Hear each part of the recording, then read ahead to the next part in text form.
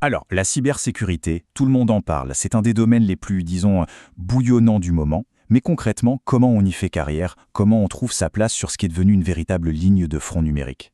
C'est justement ce qu'on va décortiquer aujourd'hui. Allez, on rentre direct dans le vif du sujet.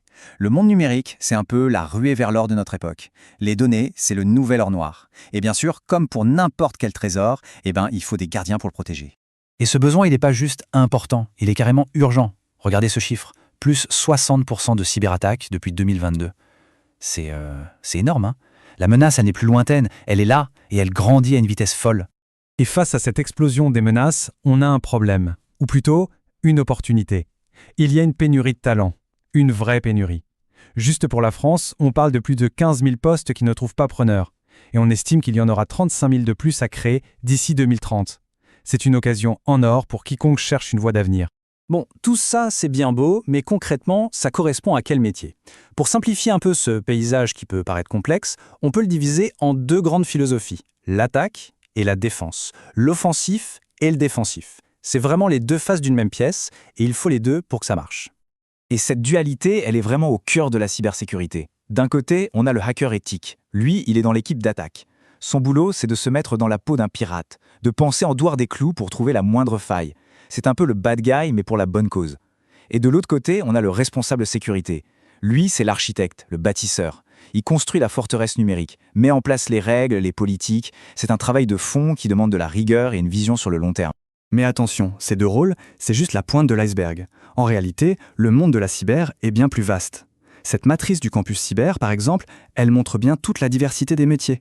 Ça va de l'analyse de menaces, une sorte de détective du web qui essaie d'anticiper les coups, au gestionnaire de crise, qui lui est un peu le pompier, qui doit gérer l'incendie quand l'attaque a eu lieu.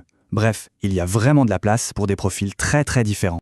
Alors, comment on fait pour se lancer? Pour réussir dans ce secteur, il faut s'équiper. Il faut se constituer une sorte de boîte à outils avec à l'intérieur des compétences solides et les bonnes certifications. Et justement, parlons-en, des certifications. Pourquoi c'est si important? Eh bien, c'est simple. Elles fonctionnent comme un label de qualité, un standard reconnu par tout le monde dans le milieu. Pour un recruteur, c'est la garantie que la personne en face a un certain niveau de connaissance qui a été vérifié et validé. Si on regarde les plus connus, il y en a deux qui sortent vraiment du lot, la CEH et la CISSP. La CEH, ou Certified Ethical Hacker, c'est la certif des techniciens, des gens qui aiment mettre les mains dans le cambouis, qui sont dans l'offensif. C'est pour ceux qui veulent aller sur le terrain. À l'opposé, on a la CISSP. Elle est beaucoup plus globale, plus stratégique. Elle couvre la gestion de la sécurité dans son ensemble. C'est un peu le passeport pour les postes de management, de direction. Et cette différence de parcours, on la retrouve aussi au niveau des salaires. Comme on peut le voir, la CSSP, qui ouvre les portes à des postes de direction, est logiquement associée à un potentiel de rémunération plus élevé. Ça reflète tout simplement le niveau de responsabilité stratégique et managériale qui va avec. Mais les certifs ne font pas tout, bien sûr. Il y a un socle de compétences techniques qui est juste non négociable. Ça ne suffit pas de savoir utiliser un pare-feu. Non, il faut comprendre en profondeur comment fonctionne un réseau pour anticiper où un attaquant pourrait frapper.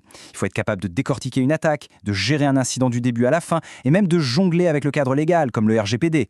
C'est la fondation sur laquelle tout le reste se construit. Et attention, ne tombons pas dans le piège du 100% technique. Les compétences humaines, les fameuses soft skills, sont tout aussi cruciales. Savoir communiquer, par exemple, c'est la clé pour expliquer les risques à des gens qui ne sont pas du métier. Et l'esprit d'équipe, c'est la base. La cybersécurité, c'est un sport collectif, pas un exploit solo. Ok, on a vu les rôles, les compétences, mais au quotidien, ça donne quoi? Essayons de rendre les choses un peu plus concrètes, de voir à quoi ressemble une journée type. Et pour ça, rien de tel qu'un exemple qui sort de l'ordinaire. Écoutez ce que dit Iwan Doyle, qui est analyste en sécurité. Ma carrière a commencé par un diplôme en musique en jouant de la cornemuse. Oui, de la cornemuse. Ça montre bien qu'il n'y a pas un seul chemin tout tracé pour arriver dans la cyber. Et quand on y pense, un musicien, ça développe une oreille pour repérer les fausses notes, les schémas qui clochent, des qualités super utiles pour déceler une anomalie dans un système. Alors concrètement, sa journée, elle ressemble à quoi? On peut la découper en 3 grandes missions. D'abord, il y a la prévention, c'est-à-dire former les employés, lancer de fausses campagnes de phishing pour les entraîner. Ensuite, la surveillance. Là, il a les yeux rivés sur les écrans, il analyse les alertes, il mène l'enquête sur tout ce qui paraît suspect. Et enfin, et c'est peut-être ça le plus fascinant, il y a l'instinct. Parce que les outils ne voient pas tout. C'est l'expérience humaine, le flair, qui permet souvent de sentir que quelque chose ne tourne pas rond. Bon, on a fait un bon tour d'horizon. L'urgence, la variété des métiers, les compétences nécessaires. Maintenant, la question qui se pose, c'est par où commencer? Quelle est la prochaine étape? Pour faire simple, on peut vraiment résumer ça à 2 grands chemins. D'un côté, la voie technique, celle du CEH. C'est pour les personnes qui aiment l'action, la résolution de problèmes concrets, qui veulent être sur la ligne de front. Et de l'autre, la voie du leadership, celle du CISSP. Ça, c'est pour ceux qui préfèrent prendre de la hauteur, penser stratégie, gérer les risques et piloter des équipes pour construire une défense globale. Tout ça nous ramène à la question de départ, mais formulée un peu différemment.